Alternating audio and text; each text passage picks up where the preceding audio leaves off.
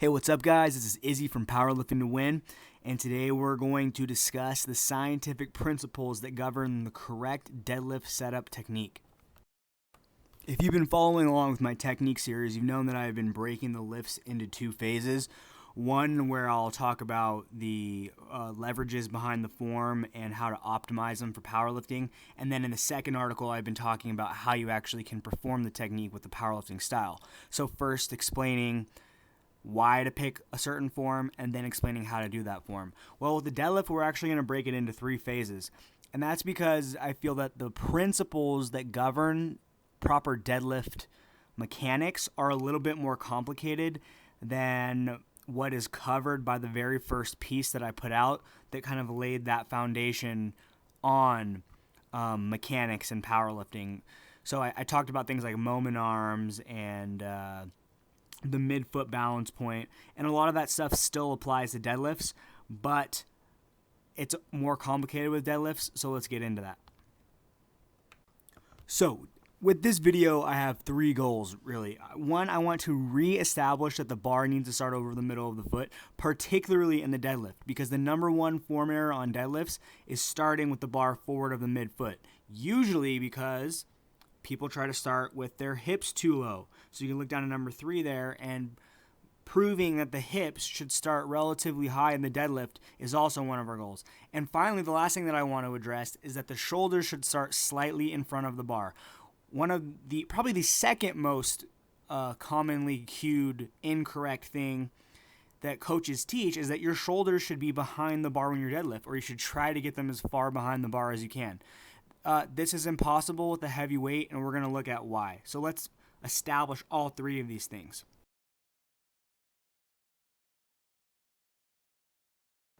So if you haven't seen my first piece on powerlifting leverages and the scientific principles behind powerlifting technique, I highly recommend that you check that out. But really quickly, we're going to rehash why the middle of the foot is the balance point.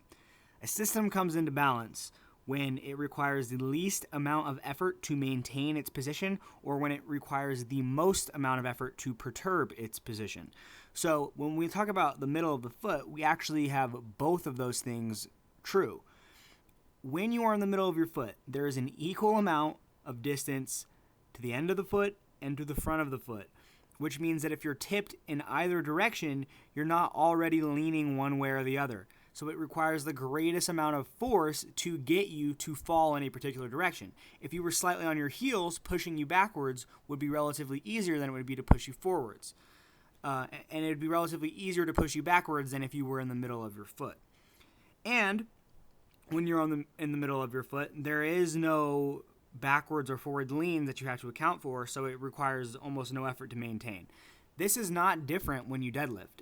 The bar needs to be over the middle of your foot, because when it is either behind the middle of your foot, which is possible on a deadlift, or in front of your toes, you are creating a system that is out of balance. And whenever there is a weight that is off center with the middle of your foot, it creates a moment arm between that balance point and where the weight is. Let's take a look.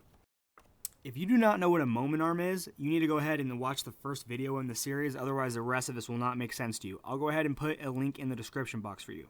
For those of you that do, you'll notice here that the lifter on the left has the bar way out in front of the middle of his foot, and it's creating a long moment arm. Actually, both lifters here are slightly forward of midfoot, but the lifter on the left is much further forward of midfoot because he's attempted to drop his hips so low that his shins have inclined and knocked the bar forward. So now the bar is forward of midfoot, and he's created a completely unnecessary moment arm. And when he goes to lift 315, 365, 405, whatever he can lift, it's going to feel harder than it should. It's going to make that weight heavier to him than it really is. And it's all because he's created an unnecessary moment arm by dropping his hips too low and knocking the bar forward of the midfoot balance point. One of the biggest problems with trying to pull the bar forward of the midfoot balance point is that even if you do it, it ends up in a non-vertical bar path, because you're in a position of greatest balance when you're over the middle of your foot, and eventually the bar comes back into your hip at the top of the deadlift. So when you start forward of the middle of the foot, the red line over there represents what's actually happening. You have a curved bar path. You'll notice that the green line is a perfectly straight vertical line. Now, what's the shortest distance between 2 points? It's a straight line, right? Both of these lines have the exact same amount of vertical displacement. That is, they've moved the bar from the same point on the ground to the same height at lockout. However, the red line is longer. If we can define work as force times distance. So the force is constant here because we're lifting the same weight on the bar, but the distance is variable. With the straight line, it's shorter, and with this J-curved bar path over here where the bar starts forward of midfoot, it is not straight, it's longer. So he's actually doing more work. And really, that's a waste of effort because in powerlifting, we're only concerned with getting the rep from the bottom to the top of the lift. And if you're doing more work where the bar is going sideways, you're just wasting energy that could be used to lift a heavier weight in a straight line. So it's very important to have the bar over the middle of the foot and to pull in as straight of a line as possible. Okay, next I'm going to show you a video clip of the great Ed Cohn. Ed, when he pulled the conventional, would do the exact thing that I'm talking about here. He would drop his hips really low, push the bar forward of midfoot with his shins, and then start his pull. Now, a lot of you guys will see people dropping their hips too low, and then their hips shoot up, and you say, oh, that's a form error because, they can't keep their hips low. So what exercises should they do in order to keep their hips low? In reality, there's just no way to pull a maximum weight with unnecessary moment arms involved. You're increasing the leverage against yourself too much to actually get the bar to move. So what ends up happening with really heavy weights is that basically your hips just lift up into a position of better leverage, the bar swings back over midfoot, and only then does the bar leave the ground. So in this video clip, I want you to watch where Ed sets up and starts his pull, but then I want you to notice where his hips are when the bar actually leaves the ground. Okay, here's Ed's start position. Take a mental snapshot of his hip position. This is where the bar actually leaves the floor. Now look at his hips.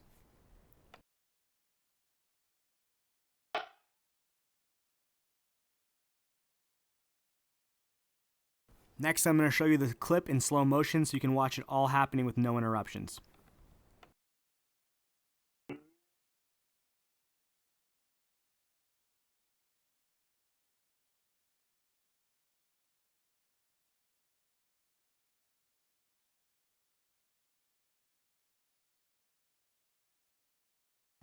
Okay, so the next thing we're going to talk about here is shoulder position in the deadlift. Remember, one of our goals was to establish that the shoulders should start slightly in front of the bar, not behind the bar. Now, just as there's a midfoot balance point for your body, your arms also have a balance point, right? They hang directly from the shoulders, and the shoulders are attached at the scapula.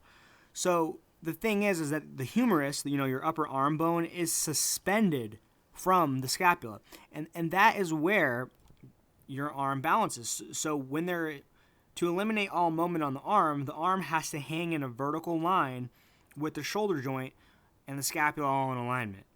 So let's take a closer look at the relationship between the humerus and the scapula.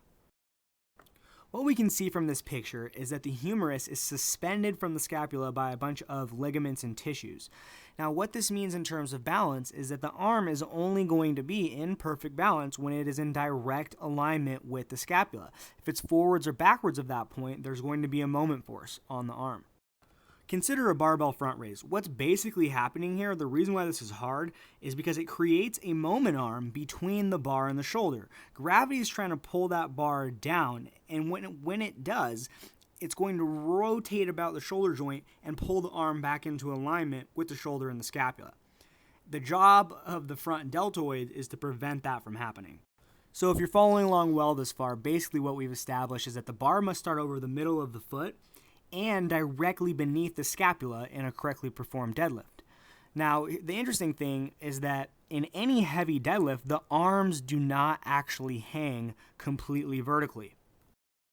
We're going to go ahead and use Ed Cohn as our model again here, and I want you to really pay attention to his arm angle in really both phases of the pull here.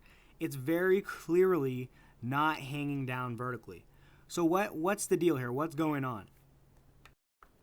So here's what's going on here. Instead of allowing the bar to rotate out directly underneath the shoulder joint, your body, specifically your lats, holds the bar close. It keeps it close through muscular tension. The same way that the front deltoid holds up the bar in a front raise, while the lats are holding the bar close, preventing it from rotating out in a heavy deadlift.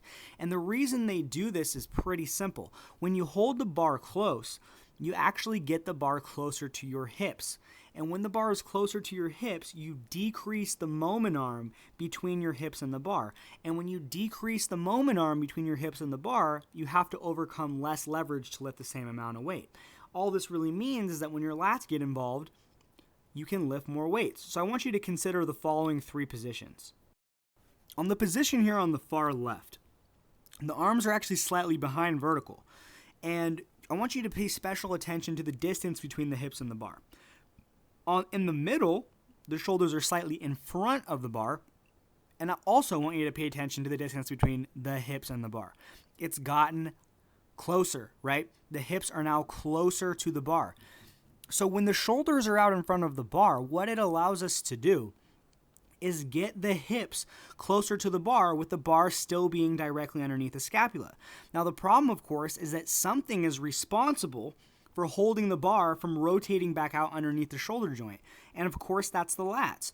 So this does beg the question, why don't we just stick our hips all the way up, get the bar as close to the hips as possible, and pull like that? Well, it actually has to do with moment arms. Here's the thing. The lats also attach to the humerus. And they are going to do their best job when the moment arm is longest, because unlike in the barbell front raise, where the longer the moment arm was, the harder it is for the front deltoid to keep the bar up. The lats are trying to stop something from swinging away. Their job is to hold it in position, and they're going to be at their strongest when they're acting at the best angle, and thus have the longest moment arm to prevent that rotation from happening. And so what we have to ask ourselves is, when is a moment arm at its longest? And that is when it's being applied at a right angle to the point of rotation.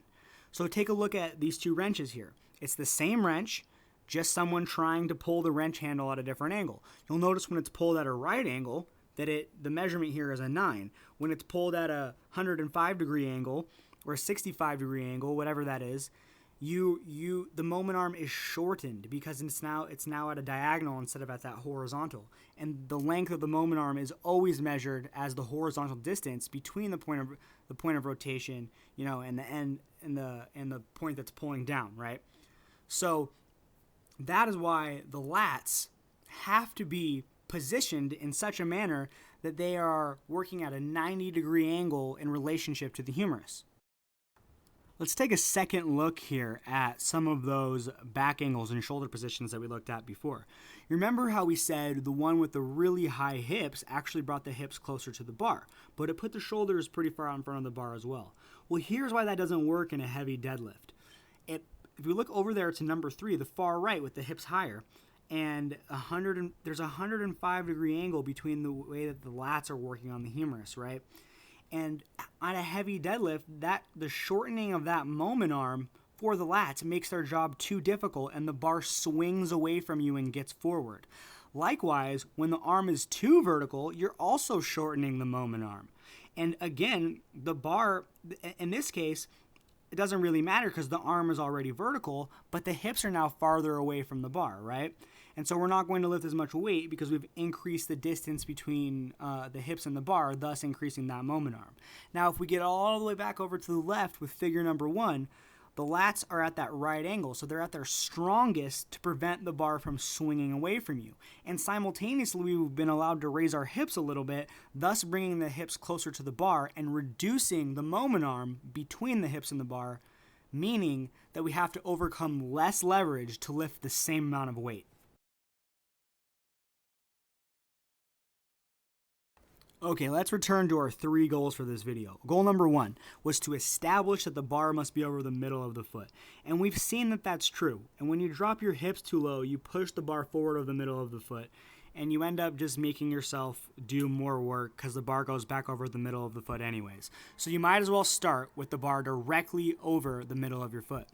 Our second objective was to show that the bar, that the shoulders must start slightly in front of the bar. And the reason for that, now that we've seen, is because it puts the scapula directly over the bar, and it also positions the lats in such a way that they are going to be able to pull on the humerus at a 90-degree angle, which best gives them the leverage necessary to prevent the bar from swinging away on heavy pulls.